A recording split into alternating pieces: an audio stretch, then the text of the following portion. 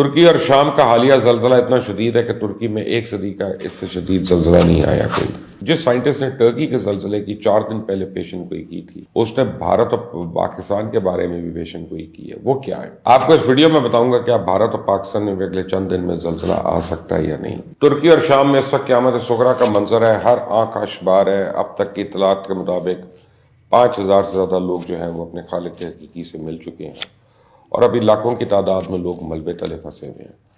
ہزاروں عمارتیں پلک جھپکتے زمین پوش ہو چکی۔ آپ کو اس ویڈیو میں بتاؤں گا کہ بھارت اور پاکستان میں اگلے چند دن میں زلزلہ آ سکتا ہے یا نہیں۔ جس سائنٹسٹ نے ٹرکی کے زلزلے کی 4 دن پہلے پیشن گوئی کی تھی، اس نے بھارت اور پاکستان کے بارے میں بھی پیشن گوئی کی ہے۔ وہ کیا ہے؟ اس سے بات کرنے سے پہلے ٹرکی اور سیریا کے زلزلے پہ میں ذرا اہم معلومات آپ کو دے دوں۔ ٹرکی اور سیریا یہ ایک کے بعد ایک ان دونوں پہ مصیبت ٹوٹ رہی ہے۔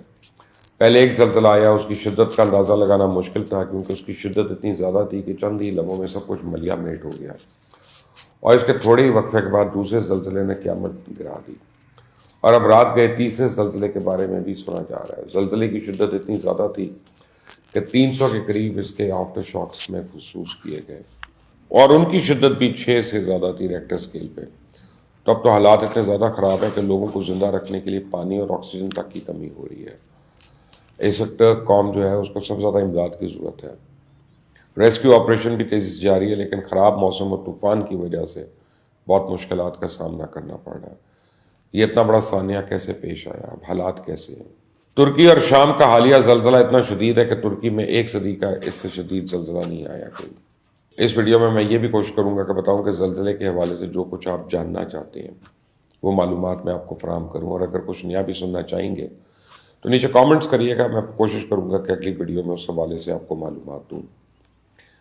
لیکن آگے بڑھنے سے پہلے ریکویسٹ ہے میری کہ اگر آپ نے اس چینل کو نہیں سبسکرائب کیا ہوا تو پلیز کر لیجیے گا، اور ایک گھنٹی کے نشان کو ضرور دبائیے گا تاکہ میری تمام ویڈیوز آپ کو بر وقت ملتی رہیں۔ یہ ٹرکی اور سیریا میں ایک قیامت سوز زلزلہ جو ہے کل صبح 4 بجے قریب آیا، اور زلزلے کے جھٹکے مرکز سے کئی کلومیٹر دور تک محسوس کیے گئے۔ زلزلہ اس قدر شدید تھا کہ عینی شاہدین کے مطابق لوگ ایک بار جھنجھوڑ کر رہ گئے۔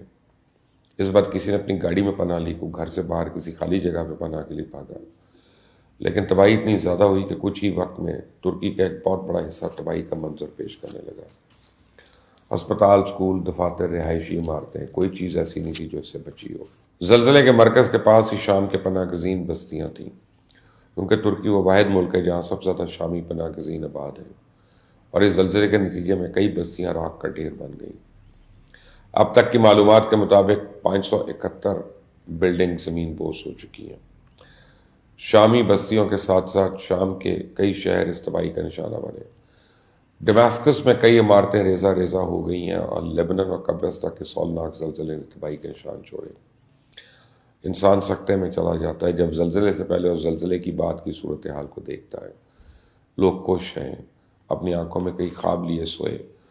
کسی بچے کا صبح ایگزام ہے، کسی کی صبح پروموشن ہے، کسی کی صبح سالگرہ ہے، اور اچانک رات کے پچھلے پہر عمارتیں گرنا شروع ہوئی ہیں۔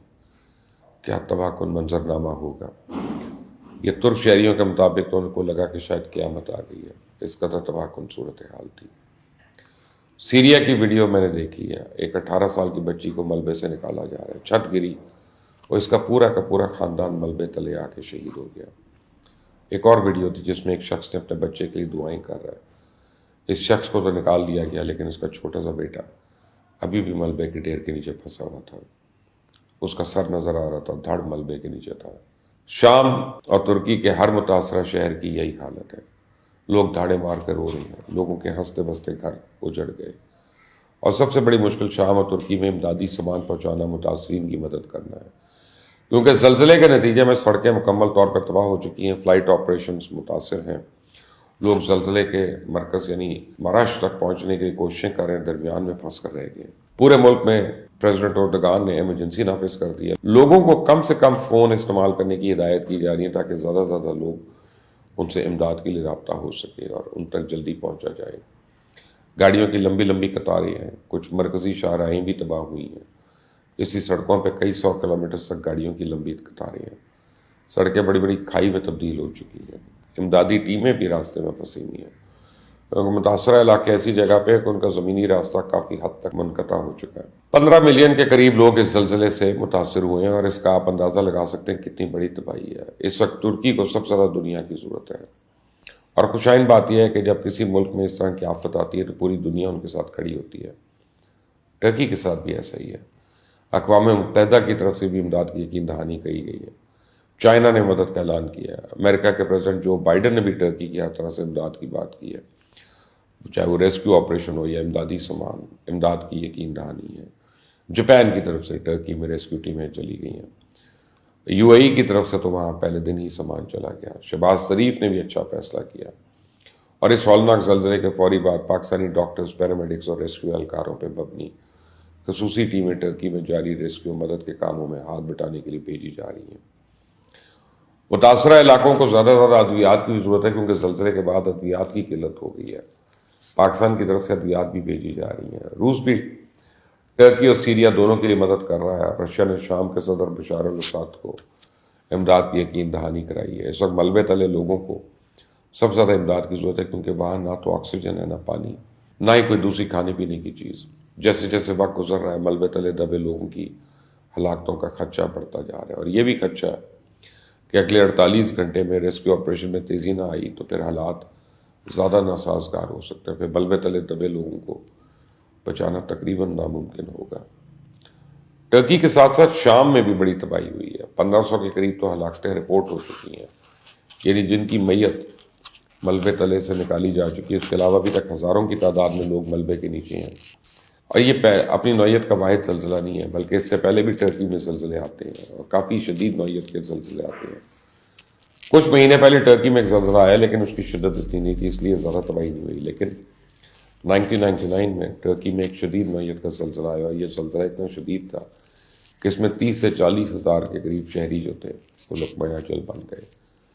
اور اس سے بھی پہلے تھوڑا جائیں تو 1939 میں بھی اس نوعیت کا زلزلہ آیا جس کی شدت 7.8 تھی، اور اس زلزلے میں بھی 33,000 قریب لوگ جان کی بازی ہار گئے۔ اکتوبر 2011 میں بھی ایسٹ ٹرکی میں 7.2 ریکٹر اسکیل پہ زلزلہ آیا، اور کل کے زلزلے کے بارے میں تو پریزیڈنٹ طیب اردگان نے یہاں تک کہا کہ یہ زلزلہ ترکی کی تاریخ کا سب سے زیادہ تباہی خیز زلزلہ ثابت ہو سکتا ہے، اور یہ بھی ممکن ہے کہ 80 سالہ تاریخ کا سب سے بڑا زلزلہ ہو، کیونکہ جیسے جیسے وقت گزر رہا ہے ہر لمحے کے ساتھ ہلاکتوں میں اضافہ ہوتا جا رہا ہے۔ امریکن محکمہ موسمیات جو اس نے زلزلے کے نتیجے میں ہزاروں ہلاکتوں کی پیشن گوئی کی ہے۔ کل بھی زلزلے کے بارے میں پہلی پیشن گوئی کر دی گئی تھی کہ ہالینڈ کے ایک سائنسدان نے فروری کو ٹرکی کے زلزلے کی پیشن گوئی کی تھی اور کہا تھا کہ 4 سے 6 فروری کے درمیان 7.5 کا ریکٹر اسکیل پہ یعنی اس شدت کا زلزلہ آ سکتا ہے، اور اس بارے میں بھی خبردار کیا تھا کہ جنوب وسطی ترکی، اردن، شام یا لیبنان میں بھی زلزلہ آ سکتا ہے۔ اس کے علاوہ دسمبر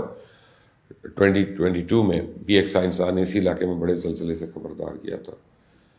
یعنی ترکی سے بھی زیادہ مشکل کام اس وقت شام میں امدادی سامان پہنچایا، شام کی مدد کرنا ہے، کیونکہ شام پچھلی 3 دہائیوں سے جنگ کی لپیٹ میں ہے۔ جنگ کے آثار بھی ختم نہیں ہوئے، نئی بلڈنگز تعمیر نہیں ہوئی، سڑکوں اور آمد و رفت کا نظام کچھ اچھا نہیں، سول ڈیفنس ہے نہیں، اور شام ترکی کی نسبت کو ترقی یافتہ بھی نہیں ہے، اس لیے ان کے لیے جنگ کے بعد اس نئے صدمے سے نکلنا کافی کٹھن کام ہوگا۔ اب ہمیں بھی چاہیے، دنیا کو بھی چاہیے کہ جس طرح ٹرکی کی مدد کے لیے سب مل کر کام کر رہے ہیں، اس طرح سیریا کے لیے بھی چاہیے کہ سب آگے بڑھیں، کیونکہ کل تو یہ آفت کسی اور ملک پہ بھی آ سکتی ہے، خدا نہ کرے کہ جس کی پیشن گوئی بھی کی جا رہی ہے۔ موسمیاتی ادارے جتنی ہلاکتیں بتا رہے ہیں اتنا زیادہ نقصان نہ ہو، زیادہ زیادہ متاثرین کی جان بچ جائے۔ اب بات کرنی ہے کہ پاکستان کے بارے میں ایک سیسمک رپورٹ گردش کری ہے جس نے چائنا کے اوپر بھارت اور انڈین اوشن تک ایک لائن کھینچ کر کہا ہے کہ یہاں زلزلہ آ سکتا ہے جس کی شدت 6.8 ہو سکتی ہے، لیکن ساتھ میں یہ کہا جا رہا ہے کہ مشرق کی طرف بھی ہو سکتا ہے، مغرب کی طرف بھی، اور اس رپورٹ کی روشنی میں ٹرکی میں آنے والا زلزلہ اسی لائن کے مغرب کی طرف ہے، اور اسی سیسمک رپورٹ نے بھارت اور پاکستان پر ایک لائن کھینچ کر کہا ہے کہ یہاں 4.8 ریکٹر اسکیل کا زلزلہ آ سکتا ہے، لیکن ساتھ ہی اس نے یہ بھی کہہ دیا کہ زلزلہ الارم بجا کے تو آتا نہیں، یہ معلومات آگے پیچھے بھی ہو سکتی ہیں۔ اب اللہ رحم کرے، اللہ ہر ایک کو ایسی آفتوں سے بچائے، اور اللہ تعالیٰ شام اور ترکی میں جو لوگ ہیں ان کی مدد فرمائے، آمین۔